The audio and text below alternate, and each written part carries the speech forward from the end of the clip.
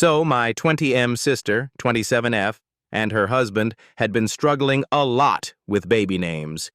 She was determined to find the single perfect name. Even by the time of her baby shower, nearly 5 weeks before the due date, she didn't seem any closer to picking something out than she was at the start of her pregnancy. Anyway, I knew she was struggling, so in addition to the $900 wooden crib on her list that I got for her, I gave her a list of, obviously, joke baby names. We have a really close relationship, and it was in line with both our senses of humor. She's a nurse, and I'm a biology student, so all the names were medications, infections, unpleasant animals, etc., that all sound like lovely girls' names out of context. Some of them were a little bit obscure, sure, but I included some obvious ones like Viagra and hernia for good measure.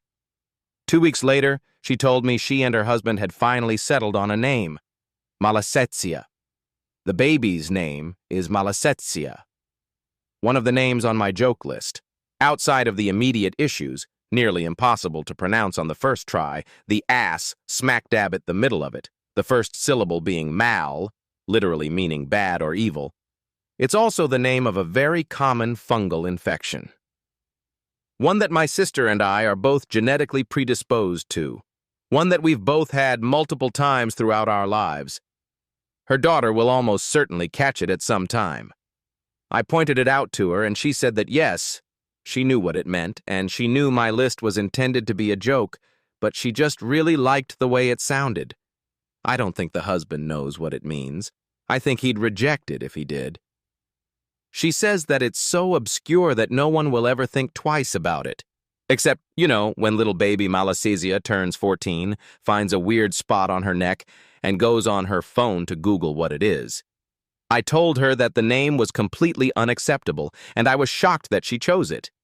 I even suggested some similar names, like Mallory, Azalea, or Anastasia, that would be more acceptable, but she wouldn't hear it. She said that since I'm not one of the parents, I have no business telling her what she can and cannot name her child, and that I'm stepping way out of line. I think it's pregnancy hormones, and she'll regret the decision very soon after her daughter is born.